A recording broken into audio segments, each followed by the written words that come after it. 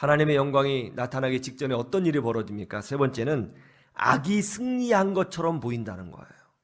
우리 요한복음 18장 12절에서 13절을 보실까요? 군대가 모였습니다. 예수님 한 명 죽이기 위해서. 천부장이 있습니다. 유대 아랫사람들이 모였습니다. 안나스 원로 대제사장이 그 자리에 있습니다. 그리고 가야바 제사장이 있습니다. 그리고 그 앞에 결박당하여 예수님이 서 계십니다. 누가 봐도 예수님은 패배자이고 망한 사람이에요. 악이 승리한 것처럼 보입니다. 악이 승리한 것처럼 보여요. 예수님은 이제 붙잡혀온 죄수처럼 여겨집니다. 그렇지 않아요? 그럼 어떻게 됐죠? 우리는 결론을 알고 있어요. 결론을 통해서 오늘 본문을 보는 겁니다. 결국 예수님께서 십자가에서 승리하셨고 부활하셨고 승천하셨고 지금도 유일한 영원한 왕으로 통치하고 계심을 믿으시기를 주님의 이름으로 축원합니다. 그러나 저 악인들은 어떻게 됐어요? 이 성경에 기록된 악인들은 어떻게 됐습니까? 소멸되어 버렸습니다. 하나님의 영광이 나타나기 전에는 참 놀랍게도 악이 승리한 것처럼 보여집니다. 그래서 사람들이 낙심하죠. 하나님이 어디 계시죠? 왜 악이 승리한 것처럼 보이죠? 그래서 사람들이 절망하고 방황하고 하나님을 원망합니다. 그러나 그러지 말아야 되는 것이죠. 왜죠? 악이 승리한 것처럼 보일 때에 그때 하나님께서 일하실 때고 그때 하나님께서 하나님의 영광을 보여주신다는 거예요. 저는 그 말씀을 준비하면서 미켈란젤로를 같이 공부했거든요. 여러분 미켈란젤로 아시죠? 미켈란젤로. 이 미켈란젤로는 인류 최고의 조각가이면서 미술가로 인정받는 분이시죠. 여러분 잘 아시는 그 피에타 조각상, 마리아가 예수님을 십자가에서 못 박혀 죽으시고 땅에 내려온 예수님을 붙들고 우는 그런 조각상, 그리고 다비드상, 그리고 시스티나 성당에 있는 천장에 있는 그 그림, 천지창조, 그렇죠? 최후의 심판, 이런 그림을 남긴 분입니다. 미켈란젤로는 어려서부터 그림을 잘 그렸고요. 특별히 조각에 탁월한 재능을 보여줬습니다. 굉장히 잘했어요. 여러분 사람이 굉장히 잘하고 재능이 많으면 어떤 일을 당하는 줄 아세요? 질투를 받습니다. 사람이 잘나면요 질투를 받아요. 항상 그래요.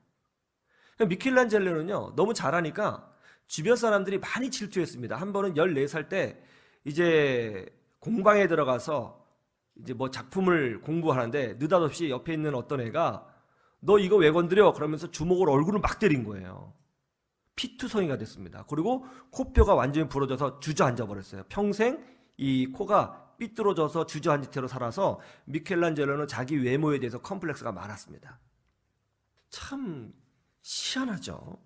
그럼에도 불구하고 미켈란젤로는 나이 20대에 조각가로서 명성을 날리기 시작했습니다. 그 당시 그가 교황 율리우스 2세의 웅장한 무덤을 설계하고 있었을 때에 미켈란젤로가 이제 그 무덤 안에 있는 대리석 조각을 담당하게 되었습니다. 조각을 잘하니까 말이죠. 그래서 본인이 직접 채석장에 가서 작업복을 입고 대리석을 고르기도 하고 대리석을 자르는 일에 참여하기도 하고 막 그렇게 열심히 일을 했어요. 그런데 그때 화가들이 모여가지고 미켈란젤로를 매장하자고 모략을 짜기 시작했습니다. 미켈란젤로 저놈이 더 크면 우리는 이 바닥에서 비주류가 되는 거야. 저놈이 크기 전에 싹을 잘라버려야 돼. 매장시키자. 야, 사람이 이래요. 그래서 당시 미술계의 리더인 브라만테라고 하는 사람이 교황한테 얘기를 해서 시스티나 성당의 지붕에 천정에 그림을 그리는 일을 미켈란젤로에게 맡겨달라고 간청을 합니다. 왜 그런 간청을 했냐면 미켈란젤로는 조각 전문이잖아요. 조각 전문인 사람이 그림을 그리면 얼마나 잘 그리겠어요. 그리고 천정 그림은요 그림 중에서 제일 어렵다고 합니다. 누워서 그림을 그려야 되는데 제대로 그릴 수가 없거든요. 그래서 미켈란젤로가 그림을 그리다가 졸작이 나오거나 실수를 하게 되면 저놈은 이 바닥에서 매장될 것이다. 그런 확신을 가지고 미켈란젤로가 그 일을 할 수 있도록 정치를 발휘한 것입니다. 그래서 이제 미켈란젤로가 어쩔 수 없이 교황께서 명령을 하시니 이제 그 그림을 그리게 됐는데, 교황 측에서는 그동안 미켈란젤로가 대리석을 사고 조각했던 비용은 하나도 주지 않겠다고 통보를 한 거예요. 왜냐하면 아직 완성이 되지 않았으니까 그건 돈 주지 않겠다라고 얘기했고요. 이제 천정 그림을 다 그리고 완성하고 그 그림이 정말 멋있고 완벽하면 그때 돈 줄게라고 한 거죠. 미켈란젤로가 누워서 천정 그림을 그리게 되었습니다. 4년 동안 그림을 그렸다고 하는데요. 4년 동안 그림을 그렸는데 하루에 18시간씩 그림을 그렸다고 합니다. 그 결과 어깨와 등이 완전히 굽어져 휘어지게 되었습니다.